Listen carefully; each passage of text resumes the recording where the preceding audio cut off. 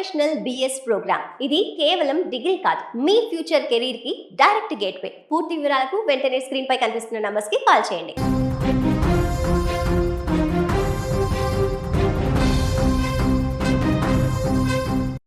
పవిత్ర పుణ్యక్షేత్రమైన అరుణాచలంలో వరుసగా ఘటనలపై CM Vijay serious అయినట్లు తెలుస్తోంది.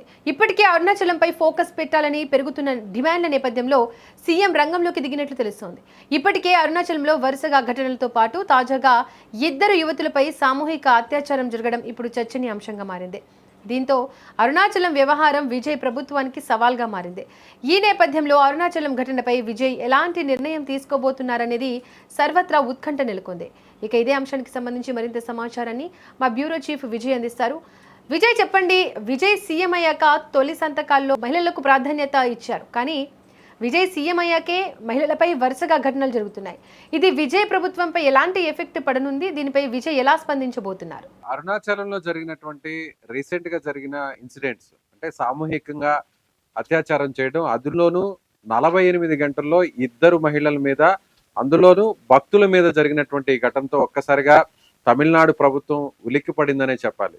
విజయ్ ముఖ్యమంత్రి అయ్యాక తాను చేసినటువంటి 4 సంతకాల్లో 2వ సంతకం మహిళల భద్రతకు సంబంధించినటువంటిది. ఆ ఫైల్ మీదే సంతకం చేశారు. అంటే ఎక్కడా కూడా ఈవిటీజింగ్ కానీ, లేదంటే ఇలా అత్యాచారం కానీ, కిడ్నాప్స్ కానీ ఇలాంటివి జరగకుండా మహిళలకు భద్రత పెంచే అంశం మీద చాలా సీరియస్ గా తమ ప్రభుత్వం ఉంటుంది. దీనికోసం ప్రత్యేకంగా షీ టీమ్స్ లాంటి విభాగాన్ని కూడా ఏర్పాటు చేస్తూ ఆయన సంతకం చేసినటువంటి పరిస్థితి. అయితే విజయ్ సీఎం అయిన నెల రోజుల వ్యవధి లోపలే, అందులోనూ దక్షిణ భారతదేశంలోనూ ఒక రకంగా చెప్పాలంటే దేశవ్యాప్తంగా ఉన్నటువంటి శైవ క్షేత్రాల్లో ప్రధానమైనటువంటి శైవ క్షేత్రాల్లో ఒకటిగా ఉన్న పుణ్యస్థలమైన అరుణాచలంలోనే భక్తుల మీద ఇలాంటి సామూహిక అత్యాచారాలు జరగడం, అందులోనూ గిరి ప్రదక్షిణ చేస్తున్నటువంటి భక్తుల మీదే ఈ ఇన్సిడెంట్ జరగడం అనేది ఇప్పుడు విజయ్ ప్రభుత్వానికి ఒక పెద్ద సవాలుగా మారిందనే చెప్పాలి. రీసెంట్ గా జరిగినటువంటి ఒక ఇన్సిడెంట్ అంటే 10 ఏళ్ల బాలిక మీద ఒక వ్యక్తి అత్యాచారం చేసినటువంటి ఘటన మీద నేరుగా ముఖ్యమంత్రి హోదాలో కాకుండా తాను కూడా ఒక తండ్రిగా, తనకు కూడా ఒక కుమార్తె ఉంది, ఆ పాప మీద జరిగినటువంటి ఈ అఘాయిత్యం ఎవరు కూడా తట్టుకోలేరు, ఆ పాప ఎంత వేదన అనుభవిస్తుంది, తండ్రిగా తనకు ఆ పెయిన్ తెలుసు అనేటువంటి ఉద్దేశంతో విజయ్ ఎమోషనల్ అవుతూ ఒక పోస్ట్ కూడా చేశాడు.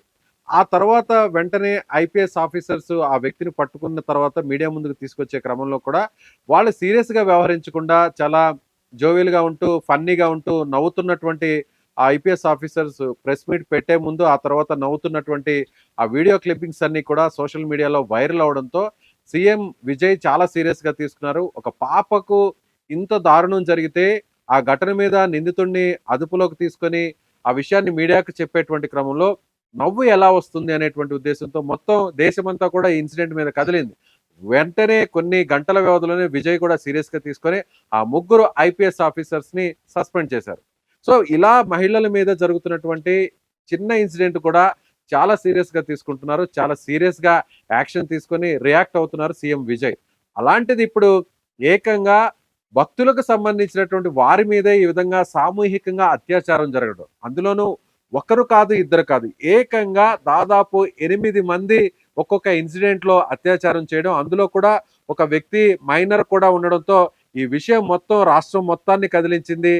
అందులో 48 గంటల్లోనే రోజు మార్చి రోజుల్లోనే 2 ఇన్సిడెంట్స్ జరగడం, అందులో భక్తులు ఎవరైతే కాలినడకన చేస్తున్నటువంటి గిరి ప్రదక్షిణ చేస్తున్నటువంటి భక్తులు ఉన్నారో వాళ్ళని కిడ్నాప్ చేసి మరి అక్కడికి వేరే చోటుకు తీసుకెళ్లి అత్యాచారం చేయడం, ఆ తర్వాత వాళ్ళని వీడియోస్ తీసి నగ్నంగా ఉన్నటువంటి ఆ వీడియోస్ ని తీసి వాటిని తిరిగి మళ్ళీ వాళ్ళకే పంపించేంత దారుణంగా అక్కడ వాళ్ళు ఉన్నారు, క్రైమ్ చేస్తున్నటువంటి నిందితులు ఉన్నారు. ఈ దుర్మార్గుల్ని ఏం చేయాలి అనేటువంటి ఒక డిమాండ్ అయితే రాష్ట్ర వ్యాప్తంగా ఇప్పుడు వ్యక్తమవుతుంది. సో ఇప్పటికే సీఎం విజయ్ సీరియస్ గా తీసుకున్నారు. ఒక 5 టీమ్స్ ని కూడా ప్రత్యేకంగా ఏర్పాటు చేయడం జరిగింది. అక్కడ డీజీతో కూడా మాట్లాడడం జరిగింది. స్థానికంగా ఉన్నటువంటి ఐపీఎస్ ఆఫీసర్స్ తో, స్థానికంగా ఉన్న లోకల్ పోలీసులతో కూడా ఆయన మానిటరింగ్ చేశారు.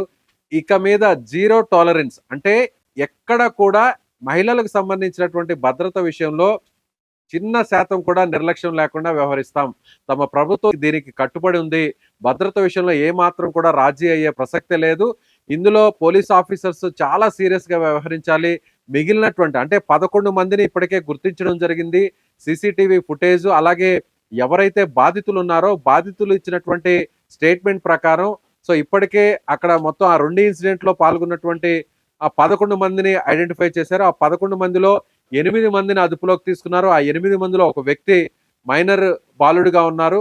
సో వీళ్ళందరినీ కూడా విచారిస్తున్నారు. తమ స్టైల్లో పోలీసులు ఓటింగ్ కూడా ఇస్తూ అంటే ఈ 2 ఇన్సిడెంట్స్ ఏనా, వీటికి ముందు కూడా గతంలో ఇదే విధంగా వీళ్ళు చేశారా? అంటే కేవలం ఇప్పుడు ఈ మహిళలు వచ్చి నేరుగా పోలీసులకు కంప్లైంట్ చేయడం ద్వారానే ఈ వ్యవహారం బయటకు వచ్చింది. ఇలా గతంలో కూడా ఇదే విధంగా జరిగాయా? అంటే మొత్తం అరుణాచలం ఆ గిరి చుట్టూ కొండ చుట్టూ 14 కిలోమీటర్లు ఉంటుంది ఆ నడక మార్గం అంతా కూడా. అంటే నడక మార్గం అంటే అది నార్మల్ తార్ రోడ్డే ఉంటుంది. రెగ్యులర్ గా వెహికల్స్ వెళ్తాయి. రాత్రి సమయంలో ఎండవేడిమి ఉండదు కాబట్టి భక్తులందరూ కూడా గిరి ప్రదక్షిణ చేస్తే పుణ్యం వస్తుందనేటువంటి ఉద్దేశంతో, ముఖ్యంగా ముక్తి మార్గం దొరుకుతుంది, దేవదేవుడు శివుడి నుంచి ఆశీస్సులు పొందుతామనేటువంటి ఉద్దేశంతో ఎంతో భక్తితో చాలా మంది మహిళలు కుటుంబాలతో సహా యువతులు, అమ్మాయిలు చాలా మంది అక్కడ ఒంటరిగానే గిరి ప్రదక్షిణ చేస్తుంటారు. ఎందుకంటే శైవ క్షేత్రం, పుణ్యక్షేత్రం, దేశంలోనే పేరొందినటువంటి పుణ్యక్షేత్రం. అలాంటి చోట ఇలాంటి దుర్ఘటనలు, ఇలాంటి దారుణాలు, ఇలాంటి అఘాయిత్యాలు జరుగుతాయని ఎవరు కూడా కల్లో కూడా ఊహించరు. అలాంటి భక్తుల మీద ఈ విధంగా చేస్తారనేటువంటి ఆ పరిస్థితిని ఎవరు కూడా ఆలోచన కూడా చేయరు. సో అందుకే అందరూ కూడా ఏ టైం అయినా కూడా, రాత్రి సమయమైనా, వేకువజామునైనా, అర్ధరాత్రి అయినా, ఎవరైనా కూడా ఒంటరిగా అయినా సరే కూడా అక్కడ గిరి ప్రదక్షిణ చేస్తూ ఉంటారు. ఇది ఆనవాయితీగా దాదాపు కొన్ని సంవత్సరాల నుంచి కూడా నడుస్తూ వస్తుంది. అయితే అక్కడికి వెళ్తున్న వారిలో ఎక్కువ మంది, మెజారిటీ భక్తులు తెలుగు రాష్ట్రాల నుంచి వెళ్తున్నటువంటి వారే ఎక్కువగా ఉన్నారని చెప్పవచ్చు. సో ఇప్పుడు ఆ ఇన్సిడెంట్ ఒక్క తమిళనాడు రాష్ట్రాన్నే కాకుండా పొరుగున ఉన్నటువంటి ఆంధ్రప్రదేశ్, తెలంగాణను కూడా ఇప్పుడు ఒక్కసారిగా ఉలిక్కి పడేలా చేసింది. చాలా మంది అంటే శివుణ్ణి ఆరాధించే వాళ్ళు, పూజించే వాళ్ళు, అలాగే రీసెంట్ గా ఒక 6-7 సంవత్సరాల నుంచి కూడా మన ప్రవచనకర్తలు అంటే చాలా మంది గరికపాటి కావచ్చు, లేదంటే చాలా మంది ప్రవచనకర్తలందరూ కూడా అరుణాచలం యొక్క విశిష్టతను, అరుణాచలంలో అక్కడ గిరి ప్రదక్షిణ చేయడం ద్వారా వచ్చేటువంటి ఆ పుణ్యం గురించి సో వాళ్ళు చెప్పినటువంటి ఆ ప్రవచనాలను సోషల్ మీడియాలో పెద్ద ఎత్తున వైరల్ అయ్యాయి. కాబట్టి ఆ రీల్స్ ని, ఆ వీడియోస్ ని, ఆ ప్రవచనాలను చూసినటువంటి చాలా మంది భక్తులందరూ కూడా వాళ్ళు రియాక్ట్ అయ్యి చాలా మంది కూడా లక్షల సంఖ్యలో అక్కడికి వెళ్ళి అక్కడ గిరి ప్రదక్షిణ చేస్తున్నటువంటి పరిస్థితి. సో ఇప్పుడు అక్కడే భద్రత లేదు. అక్కడ కాలినడకన గిరి ప్రదక్షిణ చేస్తున్నటువంటి భక్తుల మీదే ఇలాంటి దారుణాలు జరుగుతున్నాయంటే ఇప్పుడు ఇక మీదట ముందు కూడా అక్కడికి వెళ్ళాలంటే భయపడేటువంటి పరిస్థితి ఏర్పడింది. కాబట్టి ఇది తమిళనాడు ప్రభుత్వానికి ఒక పెద్ద సవాలుగా మారింది. మరొక వైపు కూడా కొన్ని విమర్శలు కూడా వస్తున్నాయి. ఏంటంటే అక్కడ అరుణాచలంకి వెళ్ళేటువంటి అంటే అక్కడ ఆ ప్రాంతాన్ని తిరువన్నామలై అని పిలుస్తారు తమిళనాడులో స్థానికంగా. గతంలో దాని పేరు ఆ పుణ్యక్షేత్రం, ఆ ప్రాంతం పేరు అరుణాచలం అనేది ఇప్పటికీ మన తెలుగు రాష్ట్రాల్లో అరుణాచలంగానే ఆ ప్రాంతాన్ని పిలుస్తారు. ఈ ప్రాంతానికి ఎక్కువ మంది తెలుగు వాళ్ళు వస్తున్నారు. లోకల్ గా తమిళియన్స్ వచ్చేటువంటి భక్తుల సంఖ్య తక్కువ. ముఖ్యంగా అన్నిటికంటే కూడా గిరి ప్రదక్షిణ చేసేటువంటి వారు ఎక్కువగా, దాదాపు 70-80% మంది తెలుగువారే ఉన్నారు. కాబట్టి అందుకే అక్కడి ప్రభుత్వాలు నిర్లక్ష్యంగా ఉన్నాయి. దాదాపు 14 కిలోమీటర్లు ఉంటే 14 కిలోమీటర్లు ఎక్కడా కూడా పోలీసు పహరా అనేది ఉండదు. ఎక్కడా కూడా అక్కడ సెక్యూరిటీ కానీ, పోలీస్ కానిస్టేబుల్స్ కానీ, కనీసం బీట్ కానిస్టేబుల్స్ కూడా కనిపించరు. ఎందుకంటే అక్కడికి వచ్చే భక్తులందరూ కూడా ఇతర రాష్ట్రాలకు సంబంధించినటువంటి భక్తులు అవడం వల్ల అందుకే అక్కడ అశ్రద్ధ వహిస్తున్నారు. నిర్లక్ష్యంగా ప్రభుత్వాలన్నీ కూడా గతంలో ఉన్న ప్రభుత్వాలు ఉన్నాయనేటువంటి ఒక అపవాదు కూడా ఉంది. అక్కడికి వెళ్ళేటువంటి తెలుగువారి మీద చాలా మంది అక్కడ లోకల్ గా ఉన్నటువంటి అధికారులు కావచ్చు, ఎవరైనా టెంపుల్ కి సంబంధించిన స్టాఫ్ కావచ్చు, లోకల్ గా వ్యాపారాలు చేసుకునే వాళ్ళందరూ కూడా నిర్లక్ష్యంగా కూడా ఉంటారు అనేటువంటి ఒక అపవాదు కూడా ఉంది.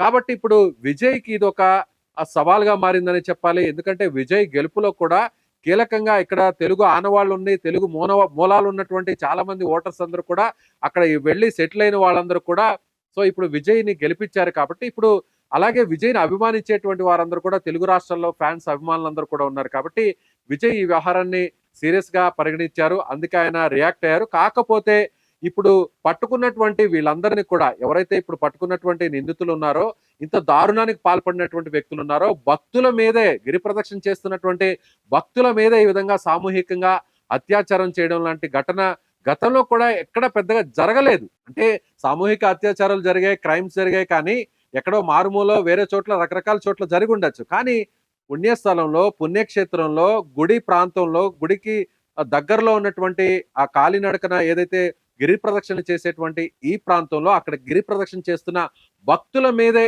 ఇలాంటి అఘాయిత్యాలు జరగడం అనేది బహుశా దేశ చరిత్రలో ఇది అత్యంత అరుదైనటువంటి ఘటన కాబట్టి సో ప్రభుత్వం కూడా దీన్ని చాలా సీరియస్ గా తీసుకోవాల్సినటువంటి డిమాండ్ అయితే పెరుగుతుంది. అటు ప్రతిపక్షాలు కూడా ఇప్పటికే అక్కడ విమర్శిస్తున్నారు, విజయ్ మీద కౌంటర్లు వేసేటువంటి పరిస్థితి. అక్కడ మీడియాలోను సోషల్ మీడియాలో కూడా పెద్ద ఎత్తున విజయ్ దీని మీద సీరియస్ గా తీసుకొని ఎవరైతే అరెస్ట్ అయినటువంటి వారిని వాళ్ళ మీద యాక్షన్ ఇమీడియట్ గా తీసుకోవాలి, అవసరమైతే ఎన్కౌంటర్లు కూడా చేయాలనేటువంటి ఒక డిమాండ్ మహిళల వైపు నుంచి అక్కడ తమిళనాడులోను తెలుగు రాష్ట్రాల నుంచి కూడా వస్తుందనే చెప్పాలి.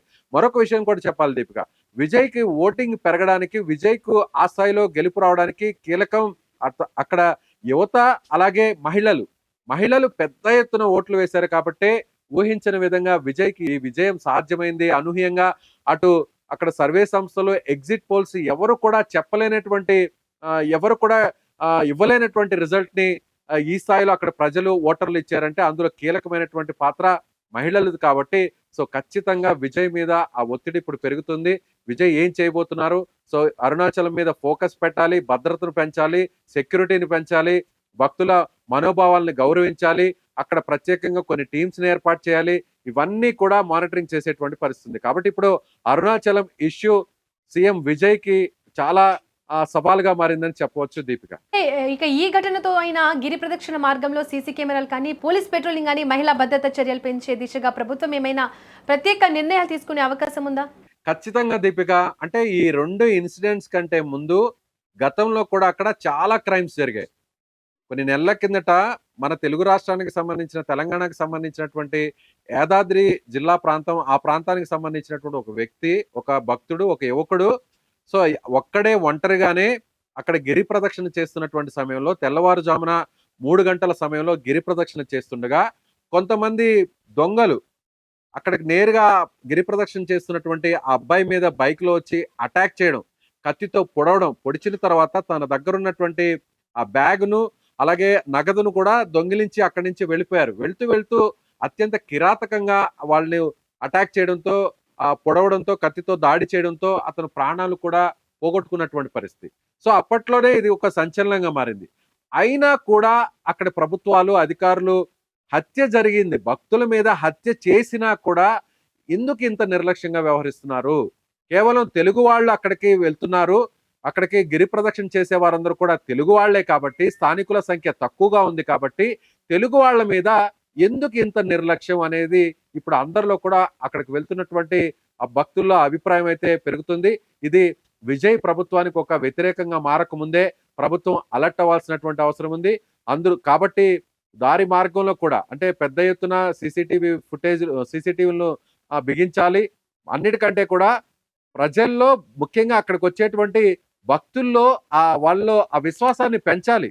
ఎక్కడైనా పుణ్యక్షేత్రానికి వెళ్ళాలంటే అక్కడికి వెళ్ళిన తర్వాత అక్కడున్న భగవంతుడిని దర్శనం చేసుకున్న తర్వాత, లేదంటే ఈ 14 కిలోమీటర్లు గిరి ప్రదక్షిణ చేయాలంటే చాలా శ్రమతో కూడుకున్నటువంటి విషయం. ఎందుకంటే 14 కిలోమీటర్లు ఆ దేవుడి మీద భక్తితో నడవడం అంటే అంత ఆషామాషిగా ఉండేటువంటి వ్యవహారం కాదు. అలాంటి భక్తులు అంత విశ్వాసంతో అక్కడికి వెళ్తుంటే, అక్కడికి వెళ్ళిన వారి మీద ఈ విధంగా దుర్మార్గులు ఇంత అఘాయిత్యానికి పాల్పడుతున్నారంటే ఇక భవిష్యత్తులో ముందు ఎవరైనా కూడా అక్కడికి వెళ్ళాలంటే భయపడాల్సినటువంటి పరిస్థితి. ఎందుకు మనం అక్కడికి వెళ్ళడం? ఇలాంటి వార్తలు చూసినప్పుడు, ఇలాంటి ఇన్సిడెంట్స్ చూసినప్పుడు అక్కడ మహిళలకు భద్రత లేదు, ఎవరికి అక్కడ కాలినడకన గిరి ప్రదక్షిణ చేస్తున్న భక్తుల మీద ఇలాంటి దారుణాలు జరుగుతున్నాయంటే వాయిదా వేసుకుందామేమో అనేటువంటి ఒక భయం ఏర్పడేటువంటి పరిస్థితి ఉంది. కాబట్టి ప్రభుత్వం ఇది చాలా సీరియస్ గా తీసుకోవాలి. ప్రభుత్వానికి సంబంధించి కూడా ఇది ఖచ్చితంగా ఒక మచ్చగా మారక ముందే విజయ్ కూడా దీన్ని సీరియస్ గా తీసుకోవాల్సినటువంటి అవసరం ఉందనే డిమాండ్ కూడా పెరుగుతుంది. సో దీని మీద ఏ విధంగా విజయ్ ఇమీడియట్ గా నిర్ణయం తీసుకుంటారో కూడా అందరూ కూడా వేచి చూస్తున్నారు. ప్రస్తుతానికైతే కొన్ని టీమ్స్ ని ఏర్పాటు చేశారు, పోలీసుని అలర్ట్ చేశారు. సో ముందు ఇలాంటి ఘటనలు జరగకుండా విజయ్ ఏం చేయబోతున్నాడు, విజయ్ అరుణాచలం మీద సీఎం విజయ్ ఏ విధంగా ఫోకస్ పెట్టబోతున్నాడు అనేది కూడా మనం చూడాల్సినటువంటి పరిస్థితి Deepika. Right Vijay, thank you. ఇక పవిత్ర పుణ్యక్షేత్రమైన అరుణాచలంలో చోటు చేసుకున్న ఈ ఘటన భక్తులను తీవ్ర భయాందోళనకు గురిచేస్తోంది. మహిళల భద్రత, భక్తుల రక్షణ విషయంలో ప్రభుత్వం ఎంత వేగంగా ఎంత కఠినంగా స్పందిస్తుందన్నదే ఇప్పుడు కీలకంగా మారింది. సీఎం విజయ్కు ఇది కేవలం శాంతి భద్రతల అంశం మాత్రమే కాదు, ఆయన పాలనా సామర్థ్యానికి కూడా ఒక పెద్ద పరీక్షగా మారింది. ఈ కేసులో ప్రభుత్వం తీసుకునే చర్యలపై భక్తులు, ప్రజలు, రాజకీయ వర్గాల చూపు నిలిచింది.